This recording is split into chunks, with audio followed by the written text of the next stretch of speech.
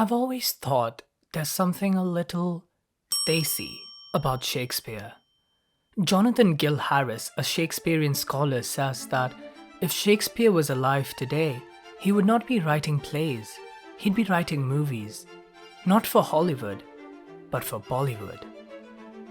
Picture this, a story with forbidden or taboo love, silly slapstick comedy, violent and utterly dramatic action sequences, a family falling apart, jealousy, and music.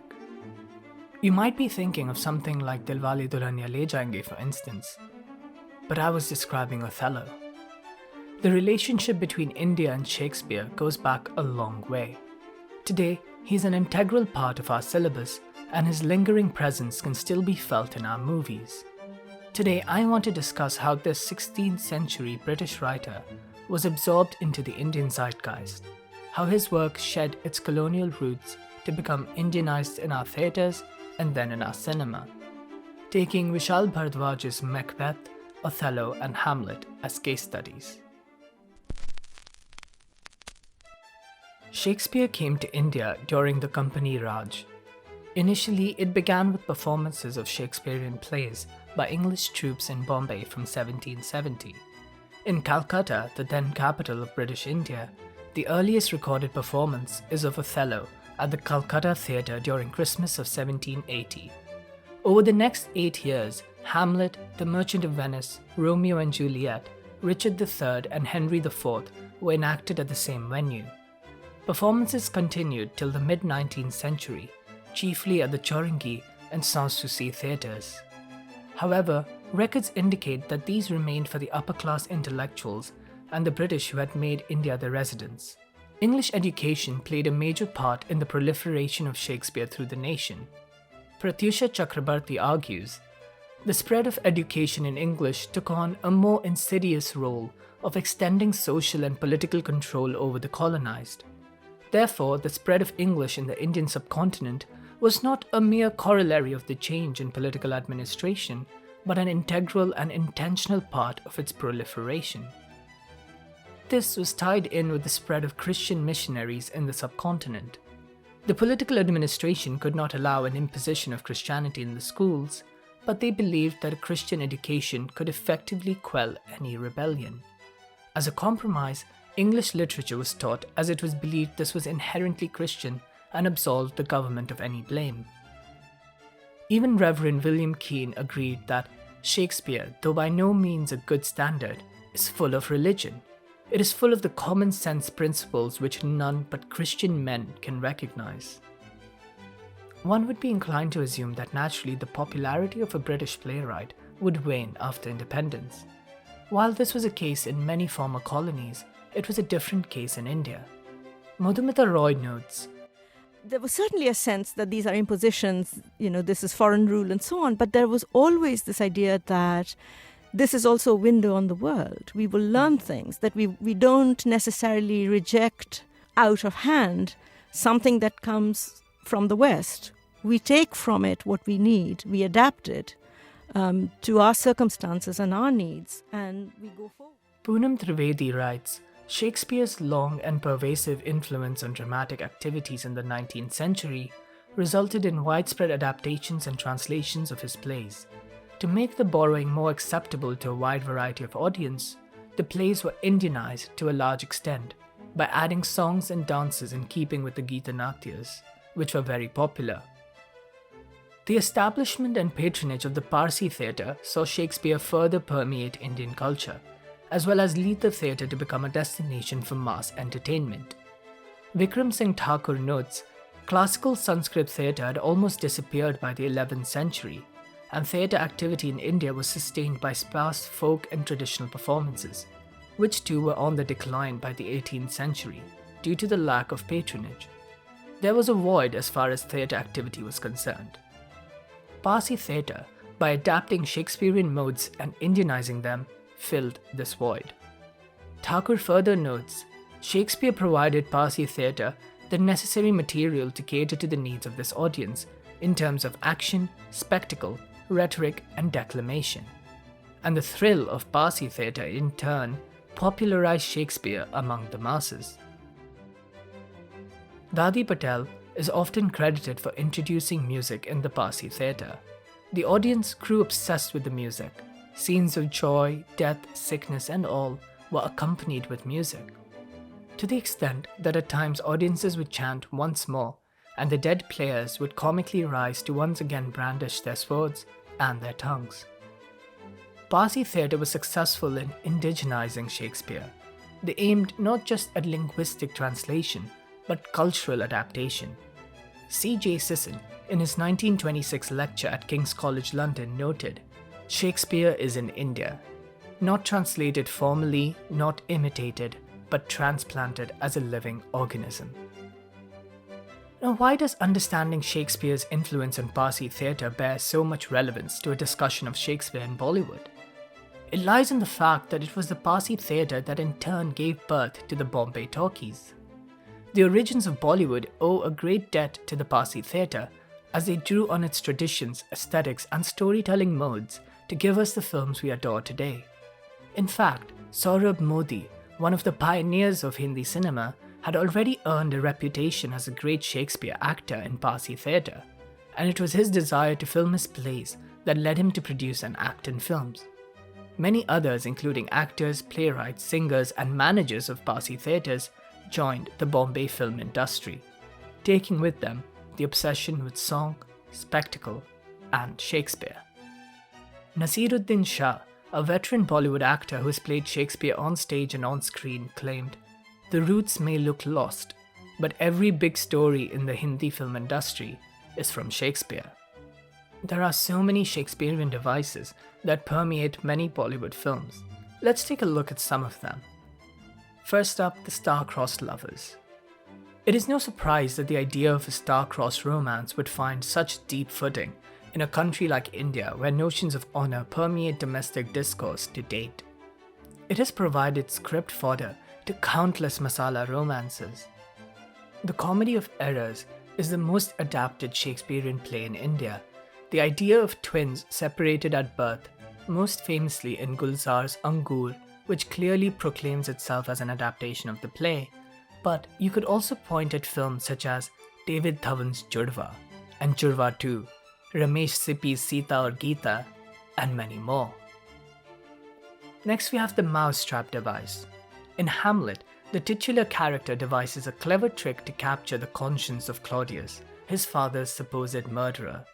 For this, he arranges for some players to stage a play recreating what he believes to be the true version of events, wherein Claudius poisons the king, Hamlet's father, and falsely comforts his wife.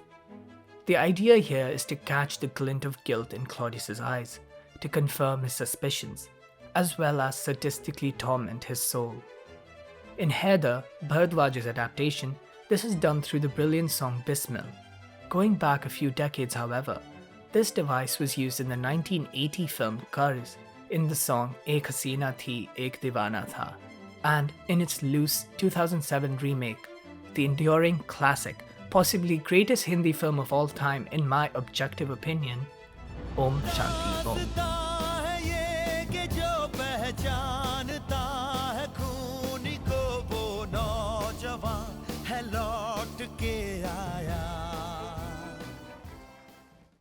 Most notably, however, a masala film is marked by its distinct coalescence of elements that are seemingly incompatible. Furqan Qureshi notes, all three senses combine in the masala movie, a film that involves outlandish exaggeration, intense passion, and a mixture of styles. In the masala movie, there is no space for purity. Tragedy consorts with comedy, poetic language with coarse slang, prim morality with unbounded desire, Hindi with English. Otherwise, you and your film both can go to hell. Because, frankly, my dear, I don't give a damn. Conversational dialogues with song and dance. Masala is an Indian concept, but it describes to a T what makes Shakespeare's plays, their styles, their idioms, their audiences so distinctive. Shakespeare's plays are well-flavored, often hyperbolic mixtures attuned to the heat of passion. And it's this quality that has allowed Shakespeare to flourish in a vast country whose many peoples, religions, and languages embody what it means to be a masala mixture. Hello, hello, hello, hello, hello. Vishal Bhardwaj's trilogy, Maqbool, Omkara, and Haider, adapt Macbeth, Othello, and Hamlet respectively. Today, these are the most widely known and loved filmic adaptations of Shakespeare in India. Bhardwaj's triumph lies not only in his ability to successfully Indianize these plays to fit within acceptable Hindi film aesthetics, but to go further into exploring socio-political contentions within the country. Maqbool uses Macbeth to reveal the murky underworld that rules Bombay. In the first scene, we encounter the three witches in the characters of Pandit and Purohit, two cops who work for the gangster Appaji, i.e. King Duncan, and they draw a horoscope for Bombay and proclaim Maqbool, i.e. Macbeth, as its new ruler. Maqbool, Mia Maqbool.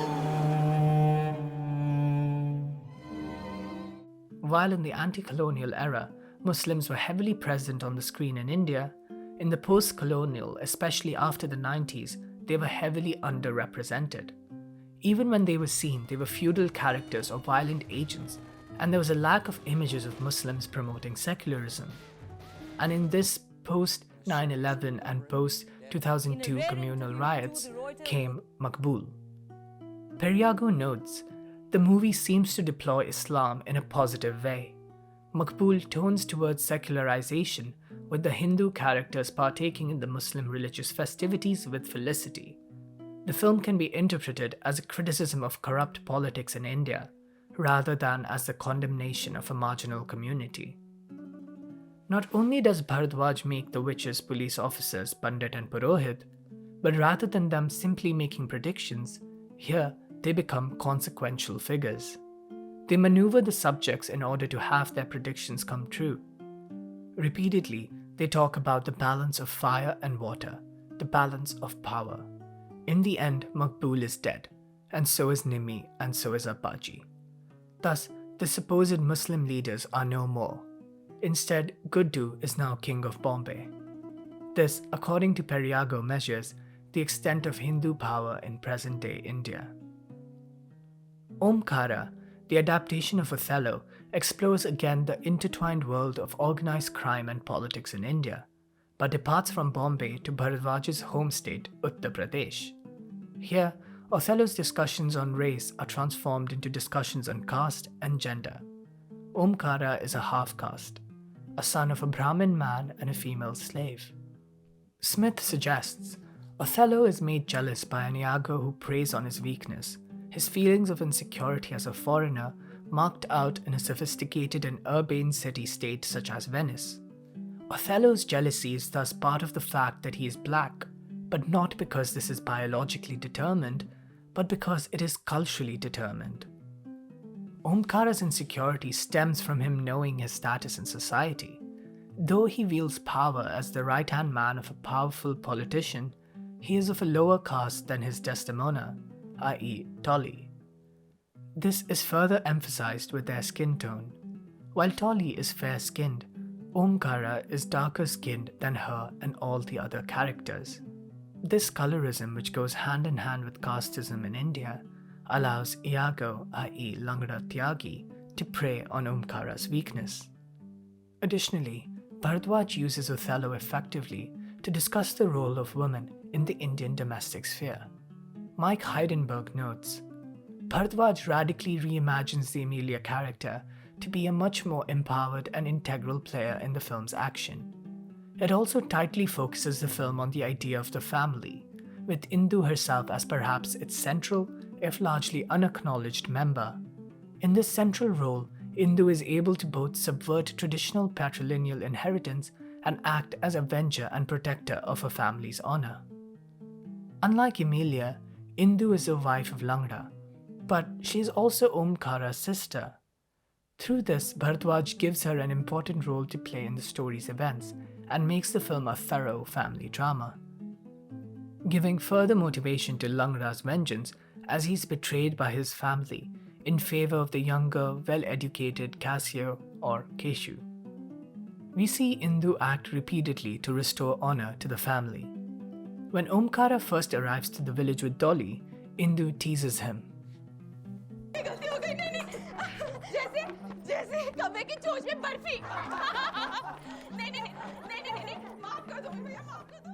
That she is able to make fun of her brother, the most powerful man in the village, and do so in public, emphasizes Indu's position of strength in both Omkara's family and the village. However, at the end of the scene, she spins the tale to preserve the family's honor by likening Omkara with his dark skin as Krishna and Dolly as his flute. Through this, she reasserts his status as the general. By assigning Dolly the role of the flute, she casts her into a subservient role, but also marks her as essential to Omkara in the eyes of the village. In a radical departure from the play, Indu kills Langra Tyagi, her own husband, thus restoring balance and honor, and avenging her best friend and brother. Heidenberg asserts that Bhardwaj likens Indu to a Parvati-like figure, the darker manifestation of Durga. She is a protector of families and slayer of demons. Thus, Indu is a figure who welcomes, soothes, and playfully teases the other characters, but she can also avenge the deaths of those she cares about. Himani Dhanot notes, Shakespeare's original renders the two characters, Emilia and Desdemona, as utterly powerless and passive victims, whereas Bhardwaj, in his rendition, empowers Dolly and Indu by granting them the agency to redefine, challenge, and in some capacity dismantle oppressive ideologies of honor and responsibility, framing patriarchal institutions of marriage and family. Indu and Dolly are both given agency, but are ultimately victim to this world governed by the egos of men. Thonot further notes, Dolly is empowered in multiple ways throughout the film. She rebels against patriarchal cultural norms to elope on her arranged marriage day. She professes her love to Omkara, and she stands up to her father in her defense of a societally demonized intercaste love marriage and adamancy to follow the tune of her heart. She further challenges cultural taboos by engaging in premarital sex with Omkara. Bhardwaj shows in the final scene, however, that the same decisions that grant her empowerment also led to her disempowerment in the end, with the pressures to uphold toxic ideals of wifely responsibilities and protect her honor. Unlike Desdemona, Dolly is given a chance to have her life spared, if only she accepts that she is engaged in an affair with Keshu. However, instead of the stain on her honor, she chooses to be killed.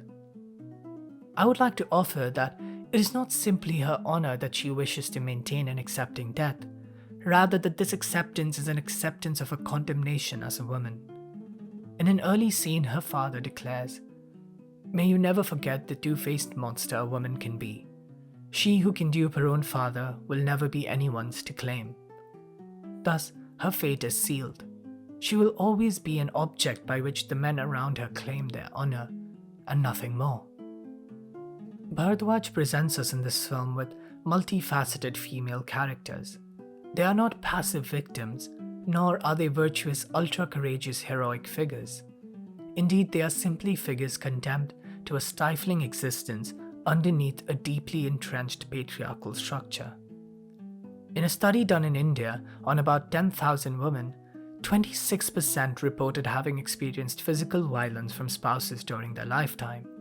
The prevalence could be as high as 45%, as indicated by data from Uttar Pradesh where this film is set.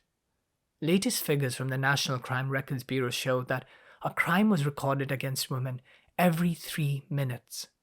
Every hour, at least 2 women are sexually assaulted, and every 6 hours, a young married woman is beaten to death, burnt, or driven to suicide. Thus, Othello here becomes a terrifyingly relevant and cautionary tale. In Bhardwaj's rendition of Hamlet, Haider, he departs from the world of gangsters to explore the turbulent politics of occupied Kashmir in 1995, based on co-writer Basharat Pir's memoir, Curfewed Nights. A beautiful land of beautiful people rotten by the egoistical policies of India and Pakistan, entrapped under a draconian AFSPA, i.e. Armed Forces Special Powers Act, wherein any soldier, if he deems necessary, can fire upon civilians, make arrests without a warrant, or enter and search any premise in order to make arrests and more, and so Kashmir provides the appropriate setting to transpose a rotten Denmark full of political intrigue. At the time of partition, Kashmir was seen as an integral part of both nations. Kashmir was given a choice, and upon Nehru's coaxing, they agreed to stay with India, upon the promise of a special status and a future referendum, one that never came. Sharing common borders with India, Pakistan, Afghanistan, China, and the former Soviet Union, the region of Kashmir has been subject to a state of untold persecution for the last 500 years. And in contemporary history, India, Pakistan, and China have all annexed and occupied some part of the historic Kashmiri nation. It is often described as the unfinished business of partition. Since 1989, more than 8,000 persons, ranging from 10 years old to 70 years old, have disappeared in Kashmir after having been arrested by the armed forces. These are referred to as enforced disappearances. In Haider, his father is similarly arrested by the military after providing medical aid to a separatist leader and disappears. Hamlet's famous soliloquy, "To be or not to be, a question of agency, whether it is nobler to suffer or to take arms against the sea of troubles," in Haider becomes a question of existence. Hum hai ki hum nahi. Do we exist or do we not? Bhardwaj does not shy away from political statements implicit within the film. Though he denies any specific political leanings in interviews, he states that he has attempted to remain honest. Throughout the film, we clearly see the subordination the Kashmiris are subjected to under the occupation, and the nationalism imposed on them. We see a man so traumatized by the incessant checkpoints and searches, he's unable to enter his own home without being checked first. Haider's father is tortured for refusing to proclaim Jaayenge. In one scene, we see Haider break from his speech demanding Azadi into an Indian patriotic hymn when approached by his uncle, a tool of the occupying force. As Bembe and Mientes put it, the film shows how the state has reduced an entire population to simple relics of an unburied pain, empty, meaningless corporealities, strange deposits plunged into cruel stupor. In the song Bismil, Bhardwaj deftly fixes the film within the melodramatic tradition of Hindi cinema while staying true to the Shakespearean. In this moment of public address, as you could find in a melodrama like Avara, Haider not only addresses Khurram and Ghazala, but the entire wedding party, and he reaches through the screen to reach us as well. As Konapli and Yates explain, the lyrics perform a dual function of capturing not only Khurram's conscience, but also the spectators of the film involved in the Kashmiri situation. The message reaches its performative climax at the end of the song, when the direct address occurs concurrently with lyrics. He is alive, he will be living. The criminal will be shamed. Come to your senses, O wounded bulbul. The flower's scent is filled with poison. This first line is as much of a hope as it is a demand. Haider earlier mentioned watery graves, but he also hopes that his father is alive, and if his earthly body is no longer present, Haider suggests that his father will still be alive in memory. The phrase, "he will be living," echoes this idea of memory, but also demands of Khurram and others involved in this conflict that they ensure the disappeared will not be killed. Haider insists that the criminal cannot hide any longer, and after this performance, we know that the criminal is Khurram. And yet, criminal is used, not Khurram, father, leader, or something more direct. This aligns with the allegorical nature of the song and opens opportunities for others to join in the conception of criminal. Haider pleads, "Come to your senses," which is directed to Ghazala, but again, this is enfolded into a metaphor of the nightingale, which encompasses others who might be indirectly involved with the conflict in Kashmir. Bhardwaj thus uses anti-illusionistic, alienating techniques in adapting the mousetrap scene from Hamlet to highlight the larger political struggles for Kashmiri national identity and to critically engage the audience with these complex identity struggles. This film certainly invited intense debate, with calls to boycott it within India. Still, after 40 cuts mandated by the censor board, it was played and well received critically. It's awesome movie, must watch, must watch. Very nice. Good. Nice movie, nice. I loved it. The most important film of this year and the earlier year and the incoming years. Nonsense. Despite its shedding a rather negative light on India, it was banned completely in Pakistan. Its value as an adaptation of Hamlet is often called into question, but its value as a film cannot be doubted. A critic rather neatly sums up this emotion in his review. Bhardwaj relocates the action of Hamlet to Kashmir in the mid-1990s. If the craft doesn't quite take, it's because the film is so persuasive in portraying the oppression of the Kashmiri people that the woes of Hamlet seem small beer. While in the original Shakespeare, Hamlet's purported descent into insanity is motivated by revenge for his father and an Oedipal fixation on his mother, though this is debated.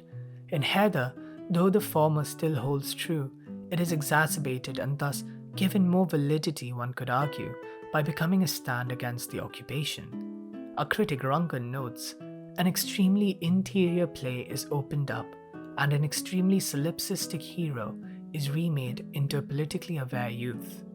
In this way, Haider speaks not only against the injustice suffered by his father, but by that of the entire Kashmiri population under the occupation. Bhardwaj stated in an interview, he as a filmmaker has no nation. A filmmaker must be beyond such ideas. He felt that there had been a grave injustice committed against Kashmir by not just the state, but the filmmakers. It had always been explored by characters coming in from the outside, and never had the point of view of Kashmiris been given voice. That was his goal here. As such, it has been the most successful representation of the woes of Kashmiri people.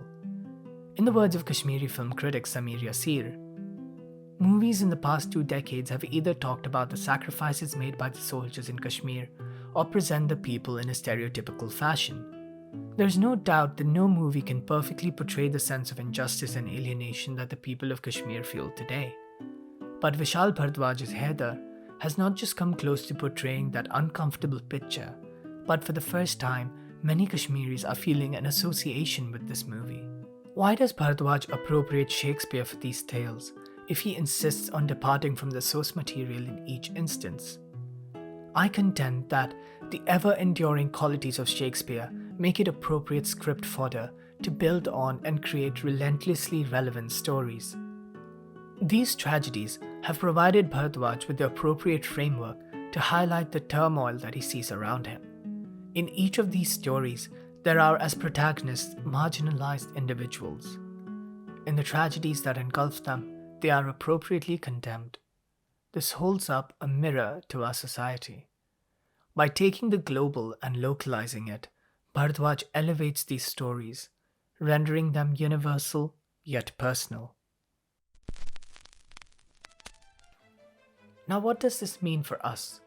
Do we name this process as adaptation, appropriation, or imitation? Scholars contend that in this imitation, or more aptly put, adaptation, we enter a conversation with the world. This negates the connotation of imitation as a one-way street. Anya Lumba has argued that it is necessary to move beyond the formulaic ways in which empire and post-coloniality are often invoked in analysis of Shakespeare production in the once colonized world, and help us think about the multiple and shifting terms of the local and global. Homi Bhabha, a leading authority on post-colonial theory, iterates that the relationship between the colonized and the colonizer is ambivalent, a constantly fluctuating love-hate relationship, and thus interdependent. For Bhabha, mimicry is not a tragic failure. In fact, mimicry enables agency in the colonized subject, which helps to articulate its own identity. Similarly, Poonam Trivedi argues the imitation of Western forms in India served not so much as a model of mimetic subordination, but as an intercultural interaction, which created for itself a margin of freedom, a self-consciousness of the possibility of the new. Cherry and Shahani go further to assert that, in the modern day, Shakespeare is simply a means, a convenient vocabulary, a branded commodity to proclaim Bollywood's own self-confidence. Thus, the commodification of Shakespeare erases the political power that British or Western culture still bears in the post-colonial context. He simply becomes a commodity to buy, sell, and borrow. This was certainly true of Bhardwaj. In an interview with NDTV, he said that for Maqbool, he knew he wanted to make a film exploring the gangster genre, but he needed a story that would touch at the heart of human nature and be about more than just violence. Here, he found Shakespeare to be a convenient tool. At the 2015 Jaipur Literature Festival, during a panel discussion, Vishal Bhardwaj was questioned why he differed from the original Hamlet so much when writing the film's climactic scenes.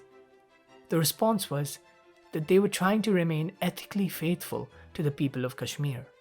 It was a conscious choice then to remain faithful to the Kashmiri people whose narrative it was, rather than being faithful to Shakespeare.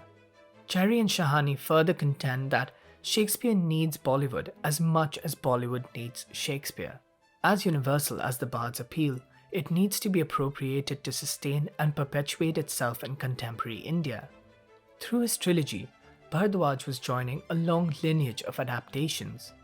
In Maqbool, he was not just adapting Macbeth, but in a much more real sense, as he confessed, he was adapting Kurosawa's Throne of Blood. Such is the nature of adaptation. Purity or authenticity means little. It is only through localizing it that we can perpetuate Shakespeare, and in this process enter a conversation with the world.